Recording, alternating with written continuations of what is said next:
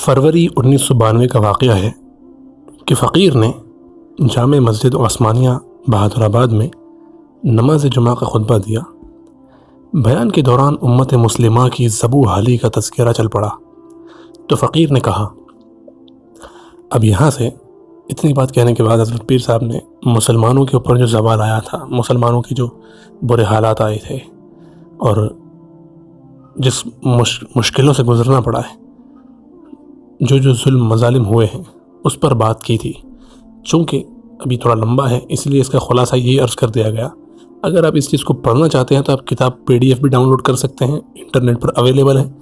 کوشش کریں گے کہ انشاءاللہ اس کی لنک یا تو ڈسکرپشن میں یا تو کمنٹ میں پن کر کے ہم ڈال دیں گے، وہاں سے آپ اس کو ڈاؤن لوڈ کر کے پڑھ سکتے ہیں۔ ابھی یہ بیان کے ختم ہونے کے بعد پھر حضرت پیر صاحب کے ساتھ کیا ہوا تھا؟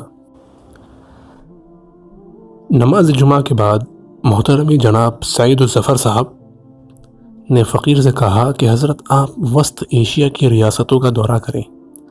وسط ایشیا یعنی سینٹرل ایشیا، وہاں کی ریاستوں کا دورہ کریں تاکہ مسلمانوں کے درمیان فاصلے کم ہوں۔ یہ اس وقت کی بات ہے جب رشیا آزاد ہوا تھا،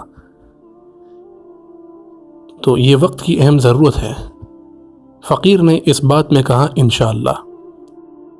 محترمی عبدالشکور دادا صاحب نے کہا کہ میرے ایک دوست عرصہ دراز سے روس میں یعنی رشیا میں تجارتی کام کر رہے ہیں، میں ان کی وساطت سے یعنی ان کے ذریعے سے ویزے کا بندوبست کروں گا۔ فقیر نے کہا اچھی بات ہے۔ چنانچہ فقیر نے اپنا پاسپورٹ ان کے حوالے کیا اور وطن واپس آ گیا۔ کئی دن ویزے کے انتظار میں گزر گئے۔ 1 ماہ گزرنے کے بعد معلوم ہوا کہ ویزا لگنے میں کچھ رکاوٹیں ہیں۔ مزید 15 دن کے بعد مواصلاتی رابطہ کرنے پر معلوم ہوا کہ رکاوٹیں ابھی تک برقرار ہیں، یہ رکاوٹیں ختم نہیں ہوئی تھی ویزے کی جو لگنی تھی وہ۔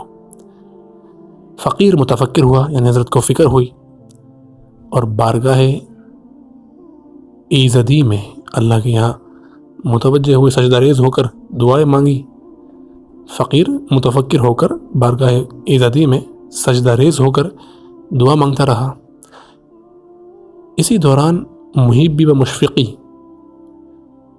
جناب منیر احمد صاحب کا درج ذیل خط موصول ہوا۔ درج ذیل یعنی جو نیچے ذیل میں، یعنی نیچے جو کتاب کے اندر لکھا ہوا ہے وہ خط ان کو موصول ہوا جو حضرت نے یہاں پر نقل کیا ہے۔ تو خط یہاں سے شروع ہوتا ہے: بخدمت جناب محترم المقام واجب الاحترام پیر و مرشد دام ظلکم، السلام علیکم ورحمۃ اللہ وبرکاتہ۔ خیریت موجود بفضلہ تعالی، عافیت مطلوب اسبارگاہ اعلیٰ۔ صورت احوال یہ ہے کہ سب سے پہلے اپنی سستی اور کوتاہی کی معافی مانگتا ہوں۔ آپ کی طرف خط نہیں لکھ سکا، مجھے آپ کی مصروفیات کا پتہ ہے، اس لیے وقت ضائع نہیں کرنا چاہتا، مگر رہنمائی کی ضرورت محسوس ہوتی ہے۔ اس خط میں آگے جو بات بتائی گئی ہے یہ اصل جاننے کی اور سمجھنے کی ہے۔ میں 10 رمضان المبارک کو تہجد کی نماز کے بعد مراقبہ میں تھا کہ آپ مجھ اکیلے کو مراقبہ کروا رہے تھے اور کوئی بندہ کمرے میں نہیں تھا۔ ایک آواز آئی، کسی نے مجھے کہا یہ کون ہے؟ میں نے جواب میں کہا یہ میرے پیر و مرشد حضرت ذوالفقار احمد صاحب ہیں۔ آواز آئی، ان کو رسول اللہ صلی اللہ علیہ وسلم کا پیغام دے دو کہ 75 دن 75 دن کے لیے سوویت یونین چلے جائیں، یعنی یہ جو رشیا وغیرہ کا علاقہ ہے۔ جناب برائے مہربانی رہنمائی فرمائے اور جواب دے، نوازش، شکریہ والسلام، آپ کا سیاہ کار نالائق و ناچیز مرید منیر احمد۔ یہ خط کے بعد حضرت فرماتے ہیں کہ فقیر یہ مکتوب پڑھ کر حیرت و استعجاب کا مجسمہ بن گیا۔ مجسمہ کہتے ہیں ایک پتلے کو۔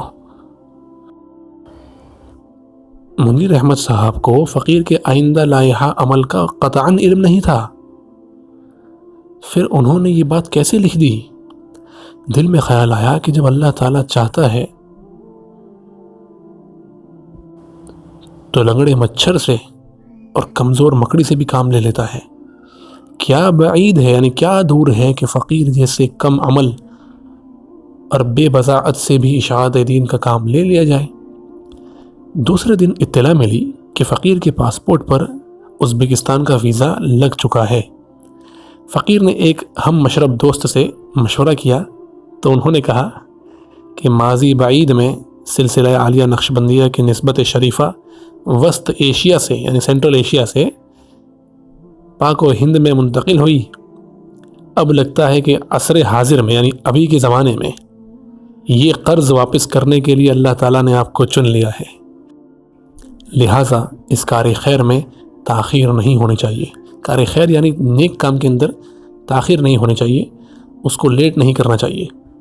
اب یہاں تھوڑی اس بات کو سمجھ لیجئے کہ سلسلہ نقشبندیہ پہلے اس طرف تھا، سینٹرل ایشیا وغیرہ، پھر حضرت خواجہ باقی باللہ رحمۃ اللہ علیہ جب انڈیا میں آئے تو حضرت مجدد الفسانی رحمۃ اللہ علیہ کے ذریعے یہاں پر یہ سلسلہ پھیلا تھا بر صغیر میں، تو اس وجہ سے یہ بات کہی گئی ہے، اس کو ذرا آپ کو سمجھ میں آ جائے اس لیے آپ کے سامنے یہ کھول کر بتائی گئی ہے۔ آگے حضرت فرماتے ہیں، گو کہ اس بات سے فقیر کی حوصلہ افزائی ہوئی، تاہم تسلی و اطمینان کے لیے اپنے پیر تعلیم حضرت شیخ وجیہ الدین صاحب دامت برکاتہم کی خدمت میں حاضر ہو کر انہیں صورتحال سے آگاہ کرنے کا خیال آیا۔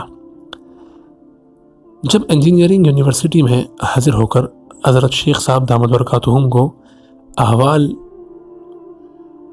واقعی عرض کیے تو انہوں نے مکتوب پڑھا اور فرمایا، بھائی یہ تو بڑی بشارت ہے، یعنی خوشخبری ہے، آپ ضرور جائیں۔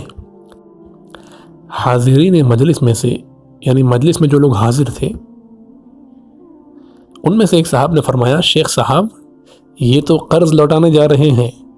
حضرت شیخ صاحب دامت برکاتہم نے فرمایا، وسط ایشیا سے نسبت نقشبندیہ ہمیں ملی تھی، پھر امام ربانی مجدد الفسانی رحمۃ اللہ علیہ نے اس میں مزید اسباق شامل کیے، اب تو یہ مجددی اسباق والی نعمت لے کر وہاں جائیں گے۔ یہ بات سن کر فقیر کے جسم میں خوشی کی لہر دوڑ گئی۔ کہاں میں اور کہاں یہ نکہتے گل، نسیم صبح تیری مہربانی۔ فقیر نے دفتر سے، یعنی آفس سے طویل رخصت لے کر، لمبی چھٹی لے کر